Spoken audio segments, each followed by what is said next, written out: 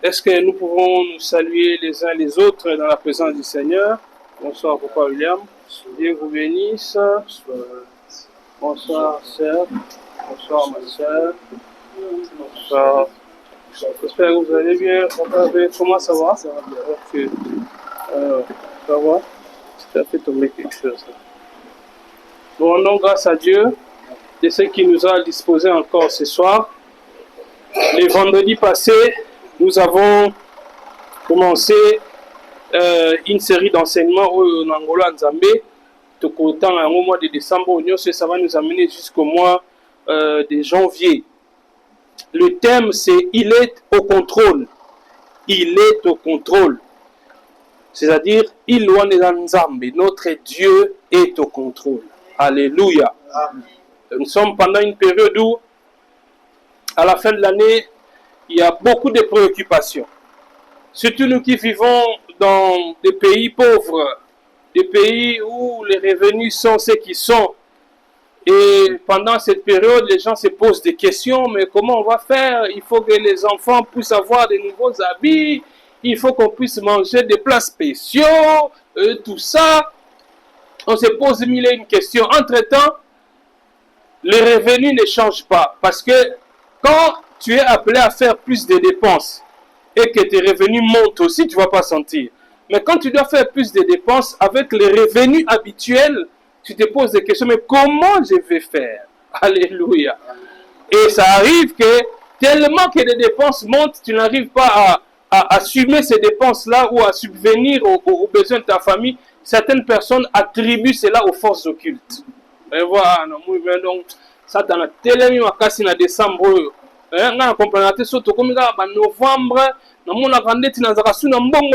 oui, au Ganiaka, $500. De janvier au mois d'octobre, octobre c'est 10 mois je crois, hein? Au mois d'octobre, dans les $500 là, tu vis avec ça. Ma dépense non est stable. Mais quand on arrive au mois de novembre et décembre, tes dépenses montent, mais ton salaire ne monte pas. Tes revenus ne montent pas, mais tes dépenses montent. C'est-à-dire, si tu pouvais aisément subvenir aux besoins de ta famille pendant les 10 premiers mois de l'année avec le salaire que tu gagnes, parce que ma dépense est stable. Mais tant que comme en novembre, décembre, ma dépense est mati, c'est pas forcément les démons. Vous voyez, c'est pas forcément les démons. Le problème, c'est que ma dépense est mati. Alléluia. Et aussi nous, comme généralement les gens aiment vivre pour les autres. Les gens aiment vivre pour plaire aux autres. Non, on ne vit pas pour les autres. Ce qui nous amène à pécher ma coquille, tu vas sentir, tu vas sentir. Ce qui nous amène à pécher ma coquille, on a été mené vie normalement. Alléluia. Amen. Et on commence à attribuer des choses à Satan, aux démons, tout ça, ainsi de suite. Il y a aussi d'autres personnes, durant toute l'année, santé à ma lame. Mais ce qui est dans le décembre, santé comme défaillante.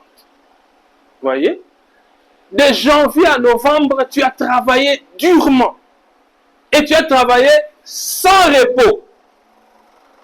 Et quand on arrive au mois de décembre, comme généralement dans chaque travail sérieux, au mois de décembre, il y a une période où les gens ne travaillent pas. Et quand on va vous demander de rester à la maison, l'accumulation de tout ce que tu as fait là peut se faire ressentir. On a santé comme malade. Moi-même, j'ai vécu cela durant 2 ou 3 ans. Je ne faisais que tomber malade au mois de décembre. Au mois de décembre. Et après, c'est parti hier à la Moussouté. Je n'ai pas fait une prière spéciale, non. Juste le rythme de ma vie, quand le rythme de mon travail a changé, et puis nous autres zones n'en bien. Alléluia. Nous ne sommes pas ici en train de nier que le diable existe, non. Nous ne sommes pas ici en train de nier que les démons nous attaquent, non. C'est vrai, le diable est là, c'est vrai, les démons nous attaquent. On ne nie pas cela. Mais le problème dans cet enseignement que nous voulons avoir ici, c'est que nous devons, en tant qu'enfants de Dieu, tout ce qui nous arrive, la première personne vers qui nous devons nous tourner, même quand nous nous posons des questions, ce n'est pas le diable, c'est Dieu. Vous voyez? Quelle question c'est qui nous arrive? Ça dit quand je me pose des questions, même quand je me demande, est-ce que ce qui m'arrive, c'est d'origine mystique ou pas? Je ne dois pas me tourner vers le diable. C'est vers Dieu que je dois me tourner. Et se tourner vers Dieu, c'est plonger dans sa parole. Qu'est-ce qu'il a dit? Et c'est ce que nous essayons de voir maintenant. En verra ici, j'espère, comme moi, vous avez remarqué que la ville de Kinshasa est devenue comme un album photo. Il y a des affiches, des églises partout, des banderoles, tout ça, des programmes, 20 jours de prière, 21 jours, 40 jours, 60 jours. Je ne sais pas si les 100 jours existent toujours. À un moment donné, on avait même des 100 jours. Je ne sais pas si les gens pouvaient jeûner pendant 100 jours. Même Jésus, ça a 100 jours. Vous allez jeûner pendant 100 jours. Je me souviens, les pasteurs, je crois que ça doit être le pasteur Jean Bosso Kindomba qui disait Moïse a gêné 40 jours, il a amené la loi. Jésus a gêné 40 jours, il a amené la grâce. Toi, tu veux gêner 40 jours, tu vas amener quoi? Toi, tu veux gêner 40 jours, qu'est-ce que tu vas amener? Voyez? Il y a donc divers programmes dans la ville. Parce qu'on dit non, voyez, on est au mois de décembre, nous devons nous lever dans la prière. Nous devons nous lever dans la prière parce que ce sont des mauvais moments. Pendant ce mois de décembre, le diable s'élève, les démons s'élèvent. Comme si au mois de juin, on pouvait être distrait. Au mois de juillet, on pouvait avoir une vie de prière, clopin, une vie de prière en dents de scie et sans l'autre. Mais quand on arrive à la fin de l'année, on n'a pas droit à l'erreur. Non. Un enfant de Dieu qui se discipline au mois de décembre, il doit être discipliné aussi au mois de janvier, février, mars, durant toute l'année. Je ne dois pas avoir une vie de prière accrue seulement en période de fête.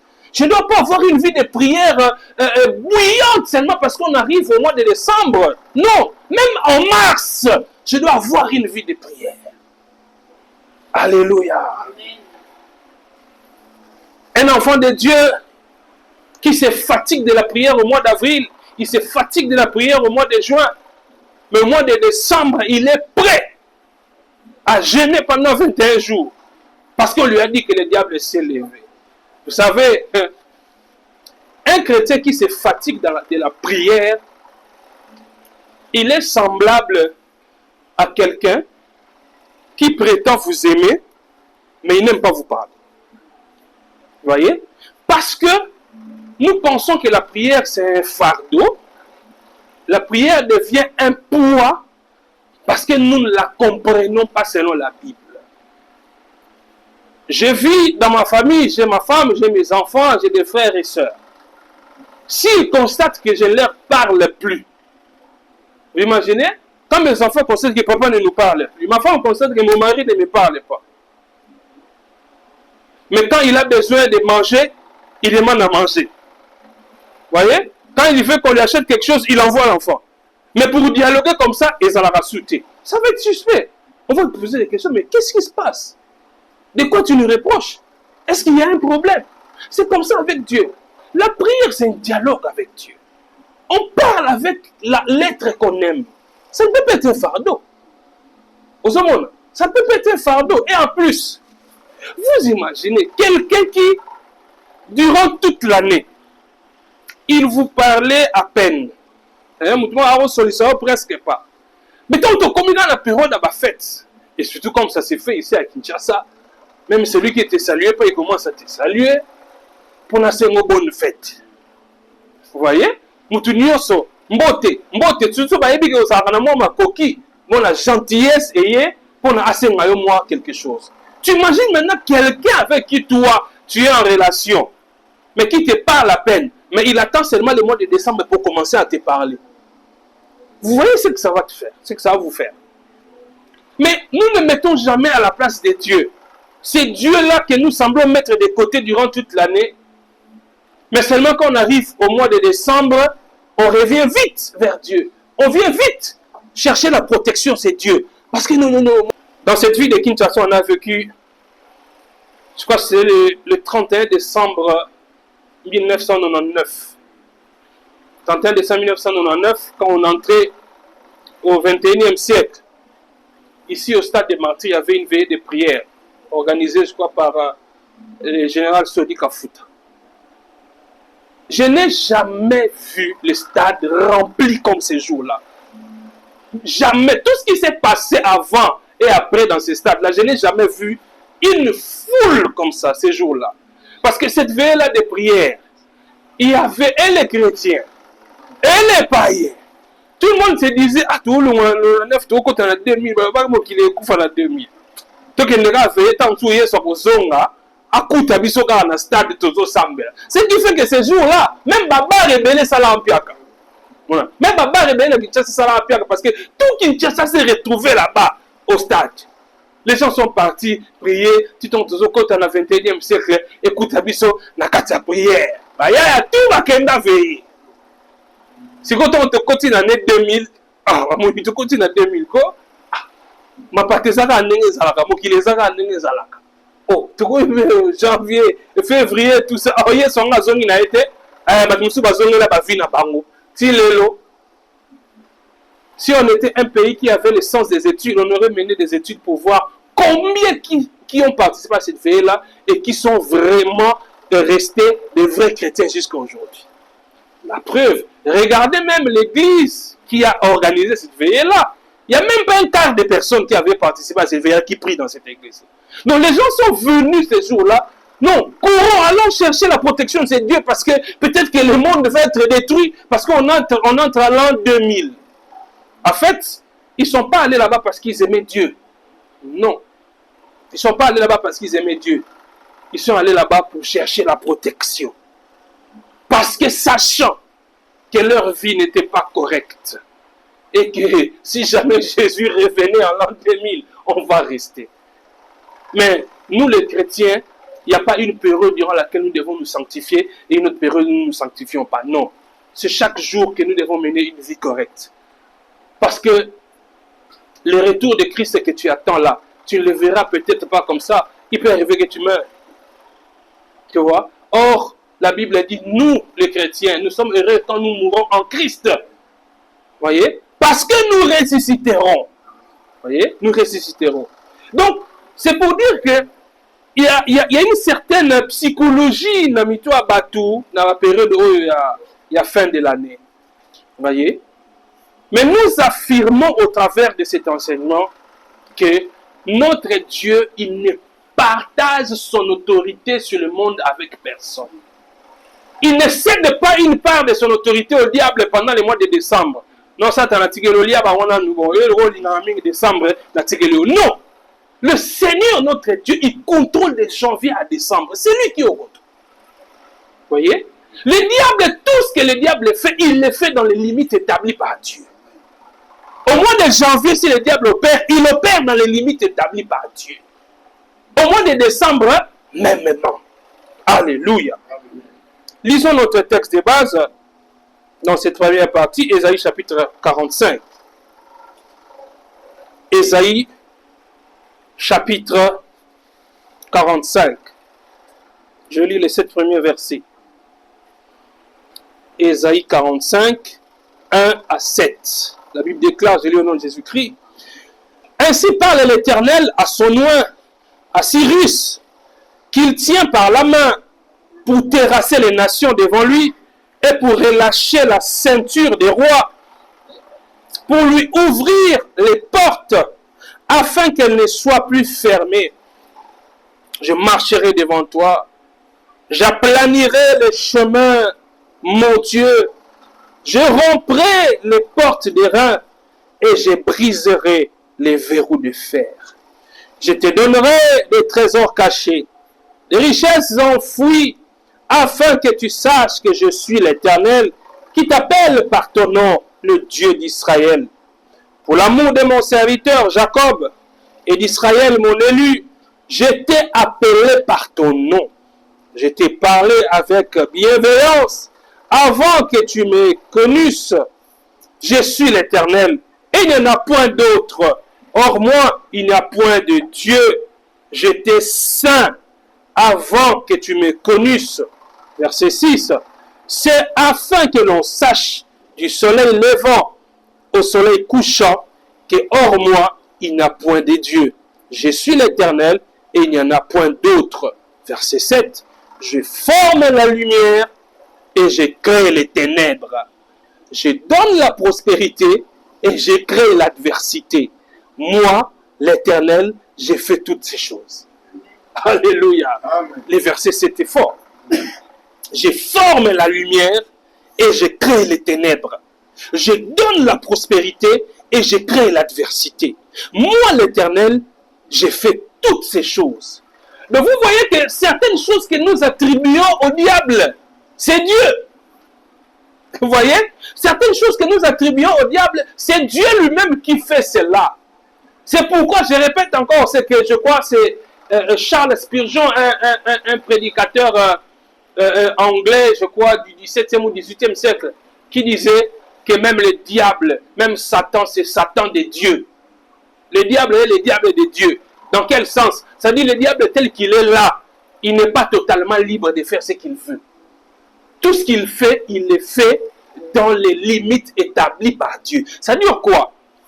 Même dans ses opérations, en fait, le diable, il obéit au plan de Dieu.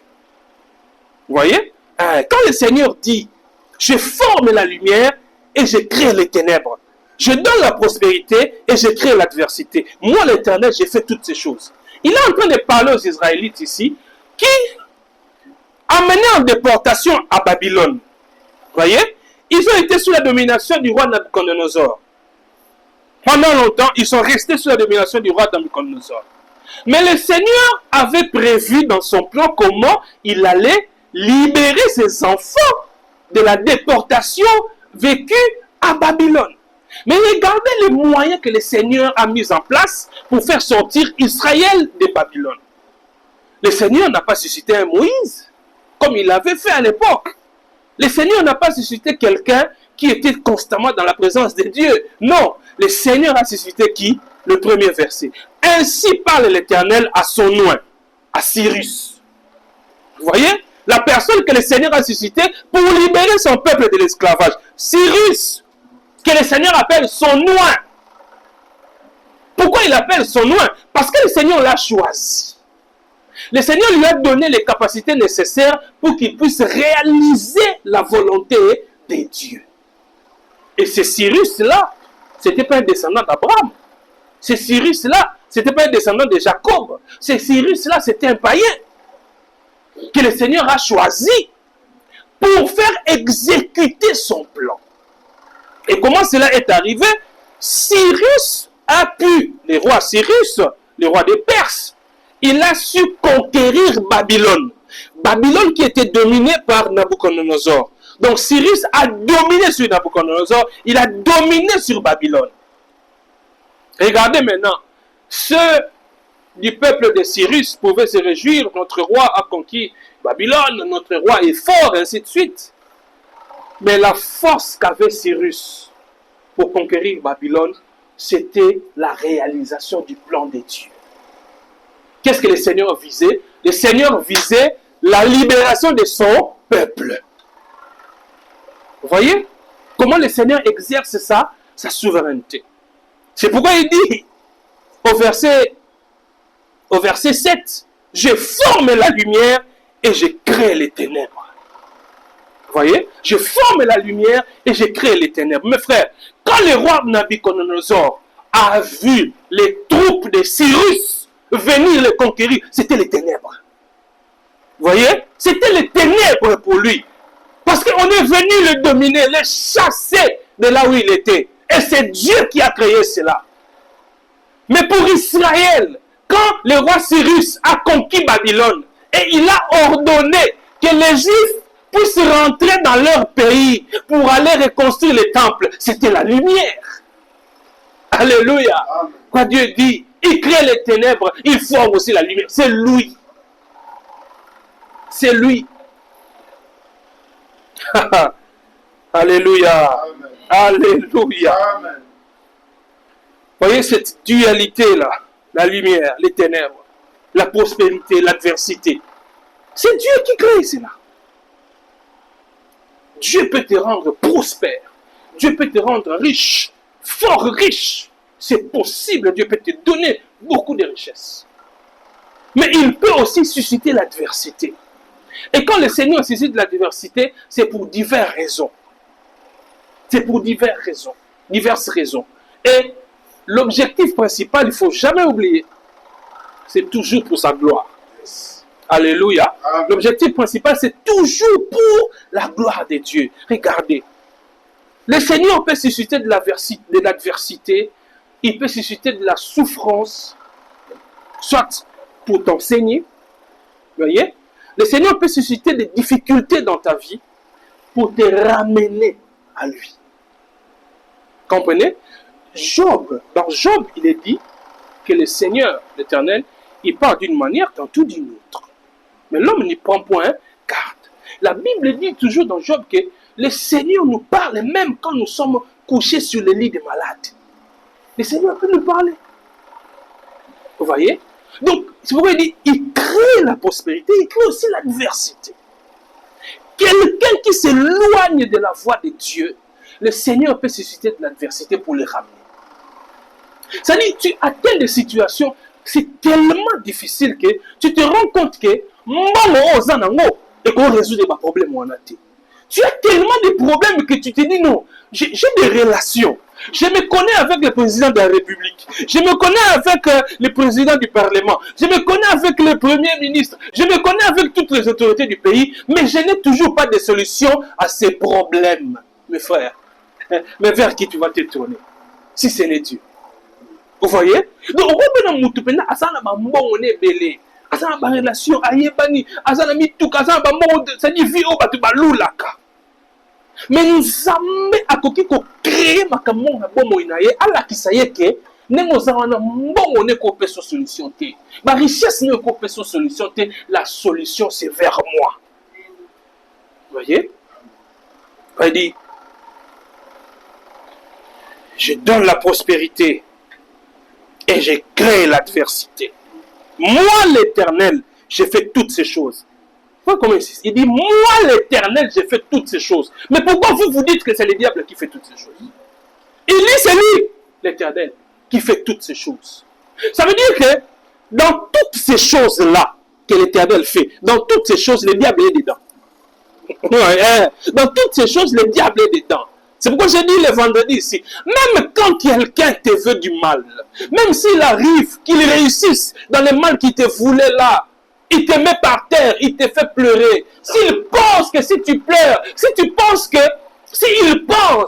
que tu es tombé parce que lui il a réussi son plan sur toi, qui se détrompe, tu peux le regarder en face, même larmes aux yeux, tu lui dis, si je me retrouve dans cette situation, c'est pas parce que toi tu es méchant, c'est parce que mon Dieu l'a voulu. C'est parce que mon Dieu l'a permis. Alléluia.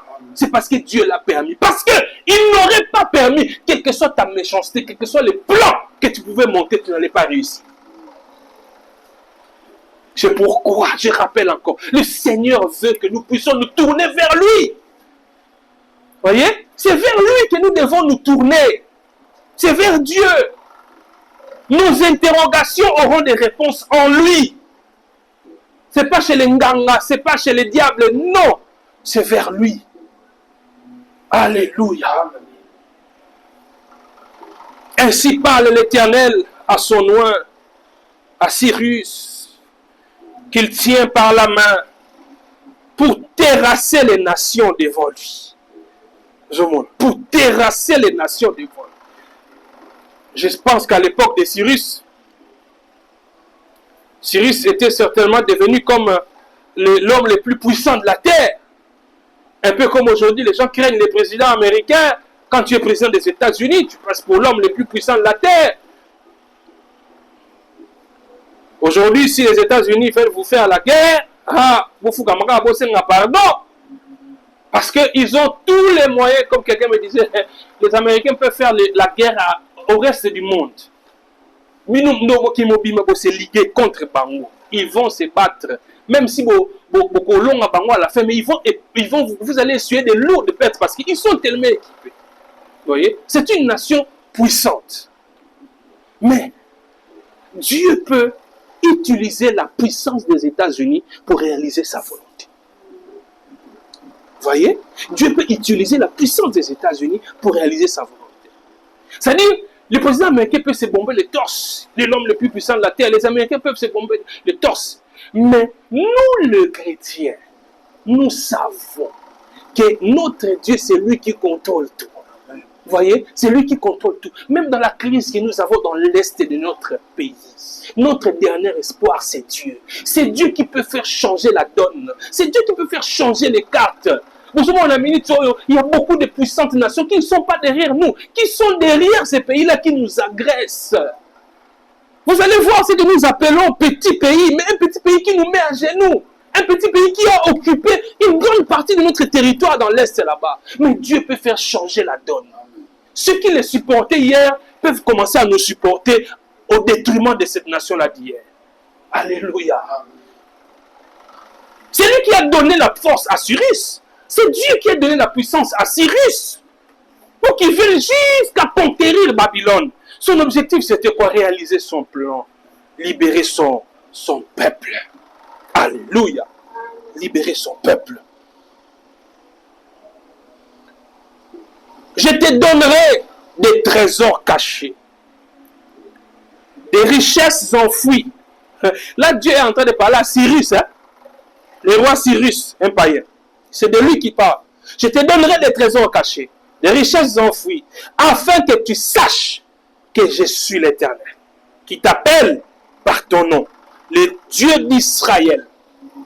Pour l'amour de mon serviteur Jacob et d'Israël, mon élu, je t'ai appelé par ton nom. Pourquoi je t'ai appelé par ton nom? C'est pour l'amour de mon serviteur Jacob, de mon élu Israël. C'est-à-dire, toi Cyrus, tu étais en train de te vautrer dans le paganisme. Mais moi, j'étais prévu dans mon plan. Pour l'amour de mon peuple, je vais t'utiliser pour libérer mon peuple de Babylone. Vous voyez? Nzambe bakangaka ye na ba formule T. Moi, j'aime souvent dire que notre Dieu a l'obligation des résultats, mais il n'a pas l'obligation des moyens. C'est-à-dire, nakoko le bananzambe te donné nzaboye nzambe alingi akomisa ngai président de la République. Alors, pas comme ça, président de la République, il faut ça à coup d'état. Non. Pas comme ça, président de la République, il faut qu'on ait les gars par les élections. Pas forcément aussi. Il y a des gens que Dieu a établis comme président de la République qui ne sont pas passés par des élections, qui ont été établis chefs d'État. Il y a aussi des gens que le Seigneur a établis président de la République qui sont passés par des élections. Vous voyez? Donc le Seigneur a mille une façons de réaliser sa volonté. Ce qui importe pour nous, c'est de nous disposer à subir cette volonté, à faire la volonté de Dieu et à l'accepter surtout. Accepter la volonté de Dieu. Alléluia. Il a dit à Cyrus qu'il lui donnera des trésors cachés. Toutes les nations que Cyrus a conquis là. Parce que c'était ça. Quand tu arrives à conquérir un territoire, tout ce qu'il y a dans ce territoire là comme richesse t'appartient. Les butins, tu prends tout cela et comme Ayou. Cyrus a pris tout cela. Il dit, je suis l'Éternel et il n'y en a point d'autre. Or moi, il n'y a point de Dieu. J'étais saint avant que tu me connusses. Il parle de Cyrus. Il y a beaucoup de ngai déjà nakanga kiosi na loketo. Pour nos salamusala nangai. Je suis l'Éternel, il n'y en a point d'autre. Je me dis que avec insistance. En fait, le Seigneur sait que nous les humains, à cause des choses qui peuvent nous arriver, nous pouvons nous poser des questions et chercher à trouver des sources ou la cause de ce qui arrive dans Bélé. C'est un peu comme quelqu'un qui disait, et nous en Afrique ici, les choses pour lesquelles nous ne trouvons pas de réponse, nous les attribuons à la sorcellerie. Généralement comme ça ici, nous, dans nos familles africaines. Les choses pour lesquelles on ne trouve pas de réponse, on les attribue à la sorcellerie. C'est-à-dire, ah, nini, mutalalaki, maman benatongo qui la msebo akufi. Oh, vous savez pas, quelqu'un peut faire un arrêt cardiaque pendant son sommeil. Mutaza rolala, mais muteme et tiki kosala, arola mukasute, akufi. Si vous avez besoin de maison, vous ne pouvez pas souffrir, vous abelaki, ni tout ce que nous allons à l'hôpital, tout ça, il va veiller des prières, tout ça, et tout ça, à l'obima loba, souka après à koufi. On va souffrir, pensa. Mais ce qu'on est ni là qui boye, à pas Kofi non. On fait ça quand qui attaque qui fait ça quand lié. Vous voyez? Or, il y a des maladies, bah, nous sommes maladies, et ça se manifeste dans les jours où ça se manifeste est commis fatal. Alléluia.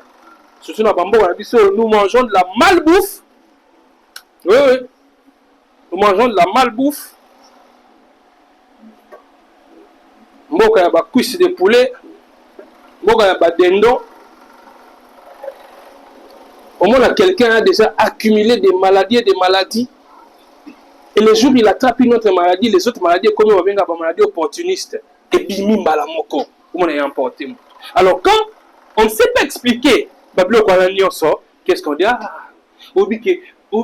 que de là, na yoka qui est dans son téléphone, na noko.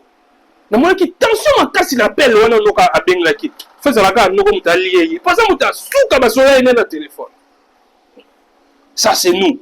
Mais ici le Seigneur est en train de dire, je suis l'Éternel. Et il n'y en a point d'autre. Or moi, il n'y a point de Dieu.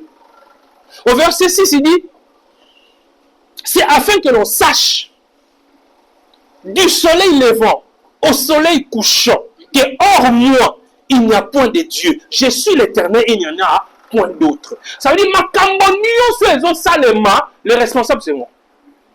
Vous voyez ce que je peux dire? Hein? Tout ce qui est en train de se réaliser, il n'y a rien qui échappe à mon contrôle. Il n'y a rien qui échappe à mon contrôle. Oui.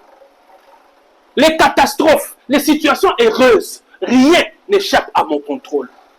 Ça veut dire que n'allez pas chercher des réponses ailleurs. Si vous avez des questions à poser, c'est à moi que vous devez poser des questions. C'est ce que le Seigneur veut dire. Parce que c'est lui qui forme la lumière. C'est lui qui crée les ténèbres. C'est lui qui donne la prospérité. C'est lui qui crée l'adversité. À quoi créer l'adversité, pas ramener sur le bon chemin. Nous avons créé l'adversité pour nous pousser vers le point de rencontre de ta bénédiction. Dieu peut faire ça aussi. Au moins, on dit que c'est Bengano et Sika. Alors que toi, tu te sens confortable. Mais ma problème va créer tellement de problème que au moins, on est obligé au longwa. Malgré yo, on est obligé au longwa parce que Bitumba et l'équipe m'a casse. Na kende. Yo, mon idée, c'est que, vraiment, j'avais déjà des projets. Je savais que si Kawana, j'avais des choses à réaliser, mais bateau monté à ma belle bango, il m'oblige à partir. Donc, quand tu es en train de partir là, tu es en train de regretter d'être au tiki lipamboli. Alors que n'a pas un zambo tiki lipamboli, on sait qu'il n'est vers lipamboli. Alléluia. Il y a créé adversité au Wana. Pour l'homme, si Kawana, parce que, et si Kawana a trouvé qu'il n'est pas monnaie, ça allait au Kende. À Salineti, donc, c'est un peu comme Joseph. Vous voyez, Joseph était confortable dans la maison de son père. Papa tout ça, ainsi de suite. Mais regardez comment le Seigneur lui-même, il a suscité la carte avant de connaître. Il dit Joseph. Si tu Joseph a commis esclave. Joseph certainement a pleuré. J'étais bien avec mon père. Papa, mais regarde, je me retrouve maintenant esclave. Alors que Joseph, le fait qu'ils ont haï leur frère, c'était Dieu. C'était le plan de Dieu pour pousser Joseph vers la réalisation de la promesse de Dieu. Pousser Joseph vers la réalisation du plan de Dieu. Parce que le Seigneur avait vu, il voyait ce que les hommes ne voyaient pas. Joseph est allé comme en équipe d'avance. Vous voyez, Joseph est allé en Égypte comme en équipe d'avance, comme quelqu'un qui est allé préparer le terrain. Et maintenant, quand la famine est arrivée, et si Joseph n'était pas premier ministre d'Égypte, la famille de Jacob allait mourir de faim. Regardez. Mais Joseph établit premier ministre en Égypte. C'est-à-dire, le pharaon avait dit à Joseph, toi tel que tu es là, en fait, Joseph était seulement comme les pharaons. La seule chose qui différenciait Joseph et le pharaon, c'était la couronne. Ce qu'il lui avait dit. Ce qui va faire la différence entre moi et toi, c'est seulement la couronne. Tu n'es pas roi. Mais pour le reste, je te laisse tout. C'est Joseph qui a gouverné l'Égypte. Lui qui n'était pas égyptien, il a gouverné l'Égypte. Entre parenthèses. Mais bino so mutu mo wa mbo na bino a d'origine il est d'origine française, il est d'origine italienne, il est d'origine non non non des pères et des mères. Mais ma chrétien tant bazo kende Zambe salanga lokola Joseph salanga lokola mais Joseph nzamba comme ça que premier ministre na mboka n'était Dieu l'avait établi, c'était pas son pays. Et si vous Dieu vous envoie aussi un Joseph qui n'est pas originaire de votre pays mais qui vient redresser votre pays, vous allez dire quoi? Vous voyez? Et on a les chrétiens faut assumer. Yo olingaka la Bible c'est comme un intérêt na yo, ozo manipuler Bible un intérêt na yo. Mais dans la Bible ndenge Nzambe a établir ma camp. Voyez? Donc Dieu a envoyé Joseph. Il est allé en Égypte, établi. Et le Seigneur a donné de la sagesse à Joseph. Joseph a su gérer l'économie égyptienne. Il a géré la période des vaches grasses et la période des vaches maigres. Et ça, c'est un principe, même scientifique, mes frères. L'épargne, bomba. Ce que Joseph a épargné, a quitté, mais les mots qu'il parce que, en fait, ce que Joseph avait gardé, ça n'a pas nourri seulement les Égyptiens. Les peuples de partout venaient chercher à manger là-bas en Égypte, avec ce que Joseph avait conservé comme nourriture que Joseph avait gardé en Égypte. Et il arrive maintenant, à cause de la famine, les frères de Joseph, eux-mêmes qui ont trahi leurs frères, qui ont vendu leurs frères comme esclaves, ils sont allés chercher de la nourriture là-bas. Et regardez comment le Seigneur a réalisé son plan. Et n'oubliez pas, le Seigneur avait déjà dit à Abraham que sa descendance sera assujettie comme esclave dans une nation étrangère. Dieu avait dit ça à Abraham. Donc, tout ce que le Seigneur fait, c'est pour réaliser les plans qu'il a prévus. Avant même que Jacob ne naisse, avant même que Joseph n'arrive au monde, Dieu, parlant à Abraham, il avait déjà révélé à Abraham que sa descendance sera esclave pendant 400 ans. Dieu avait dit ça à Abraham. Donc, ça veut dire qu'il fallait que la promesse de Dieu se réalise. Mais tant que nous avons pas réalisé, ma camouille m'a dit ça qu'Abraham. Il y a Joseph. Joseph qui est esclave en Égypte. Arrivé esclave en Égypte, le Seigneur fait ce qu'il a fait. Joseph établit gouverneur de tout l'Égypte. Et ses frères, ils viennent chercher de la nourriture. Ils ont retrouvé leurs frères. Réconciliation, Salémie, tout ça, ainsi de suite. Et Joseph, le pharaon, lui dit, non, je te donne, je crois, le pays de Goshen. Tu as établi ta famille là-bas. Jacob, il vient. La famille de Joseph vient s'installer où? En Égypte. Tout ça, regardez, le Seigneur est en train de réaliser ce qu'il avait dit à Abraham. Vous voyez? Ce qu'il avait dit à Abraham. Donc, quand les frères de Joseph sont venus s'installer là-bas, ils ont pris tout un pays, on leur a donné, tout ça, ainsi de suite. Jacob est mort, Joseph aussi est mort. Donc, le patriarche Nyon Soro Bayakiwana, et un roi est venu, celui qui n'a pas connu Joseph. De Monisikoyo, Kolélaban Israël les bandits. Ozomona, Kolélaban Israël les bandits, Babandé ko se multiplier. Mingi n'a pas on les a transformés en esclaves. Ozomona. Donc, les enfants d'Israël devenus esclaves en Égypte, ce n'était pas par déportation que Bakeba Zui Bango na Makasi, mais comme ça Bango esclave. N'est pas basé en Égypte, on a transformé Bango comme esclave. Mais nous, il fallait la période d'esclavage. Et puis l'esclavage, il y a 200 ans, il y a 10 ans, il y a 100 ans, 400 ans, donc 4 siècles d'esclaves. Vous imaginez comment il y a 2e siècle. Quelqu'un qui dit, ça fait 200 ans, tous les esclaves, il y a un bateau égyptien. Quelqu'un pouvait perdre espoir. Vous voyez, quelqu'un pouvait dire, que le Dieu Tout-Puissant, il est notre Dieu. Mais regarde comment nous nous retrouvons. Ça fait déjà 200 ans que nous sommes en esclavage. Tant il ne sait pas que dans les plans de Dieu, il restait encore 200 ans. Vous voyez? Donc, quelqu'un qui est en plein milieu de ces 400 ans, quand il regarde en arrière, on a déjà fait 200 ans d'esclavage. Il ne sait pas qu'il reste encore 200 ans. Il pouvait se dire, ah, c'est fini pour nous. Mais le Seigneur avait un temps qu'il avait fixé. Voyez, il avait un temps qu'il avait fixé. Au bout de ce temps-là, l'esclavage devait se terminer. C'est pourquoi, mes frères, même quand tu ne comprends pas, rends grâce à Dieu. Il faut faire la prière, ça, Seigneur, je ne comprends pas, mais je te fais confiance. Oui. Seigneur, j'ai réfléchi.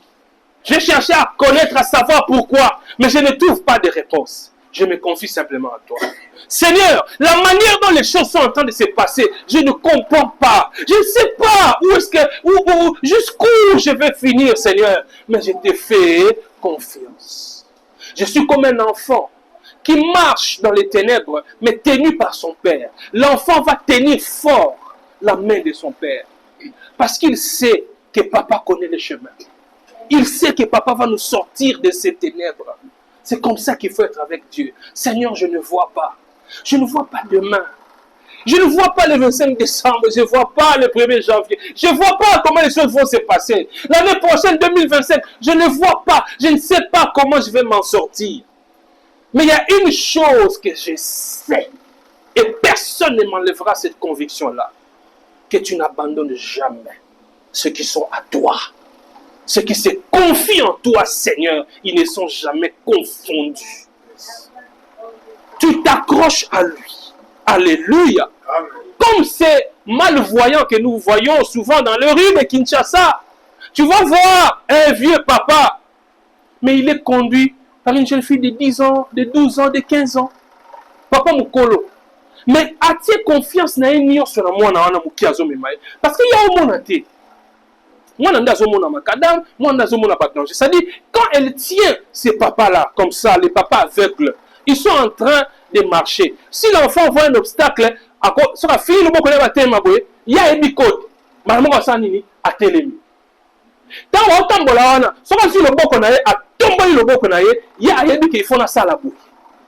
Parce qu'il y a un obstacle qui est là. C'est un vieux papa qui peut être le père de cette fille-là. Mais il fait confiance à la fille. Parce que lui, il ne voit pas.